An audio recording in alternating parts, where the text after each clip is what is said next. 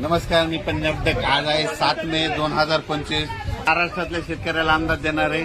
महाराष्ट्रातल्या शेतकऱ्याला सांगू इच्छितो की राज्यामध्ये 7 मे महाराष्ट्रामध्ये आणि 8 मे दरम्यान वारे वादळीसह अवकाळी पाऊस येणार आहे, म्हणून हा अंदाज लक्षात घेता. पण महाराष्ट्रातल्या राज्यातल्या शेतकऱ्याला सांगू इच्छितो की ज्यांचा कांदा काढणी चालू आहे, ज्यांचे ऊस असेल, तुम्ही काय करा, 12 मेच्या अगोदर तुम्ही तुमच्या ऊसाची कांदे झाकून ठेवा. कारण की राज्यामध्ये 12 मे ते 17 मेच्या दरम्यान राज्यामध्ये परत अवकाळीचं संकट असणार आहे, म्हणून हा अंदाज लक्षात येतात.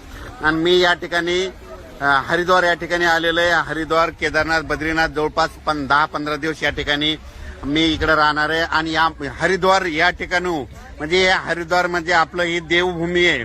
आणि या देवभूमीहून आपल्या महाराष्ट्रातल्या शेतकऱ्याला मी अंदाज देणार आहे. म्हणून राज्यातल्या सर्व शेतकऱ्याला सांगू इच्छितो की राज्यामध्ये 12 मे ते 17 मे दरम्यान परत अवकाळीचं संकट असणार आहे. ज्यांचा कांदा काढणी चाललेला असेल त्यांनी कांदा झाकून ठेवा. कारण की राज्यात 12 ते 17 दरम्यान अवकाळी पाऊस असणार आहे.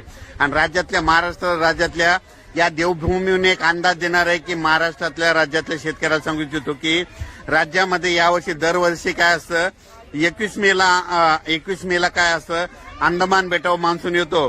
पण राज्यामध्ये या वर्षी तुम्हाला एक सांगू इच्छितो की राज्यामध्ये 15-16च्या दरम्यान मान्सूनची दस्तक देणार आहे. अंदमान बेटावर धडक देणार आहे, म्हणून हा अंदाज लक्षात घेता. लवकर जर अंदमान व मान्सून आला तर लवकरच महाराष्ट्रात येणार आहे. म्हणून महाराष्ट्रातल्या सर्व शेतकऱ्यांसाठी आनंदाची बातमी.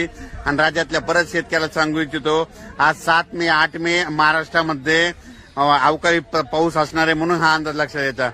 पण 12 मे ते 17 मे दरम्यान याच्यापेक्षा जास्त अवकाळी राहणार आहे, गारपीट राहणार आहे, वारे राहणार आहे, म्हणून हा अंदाज लक्षात घ्यायचा.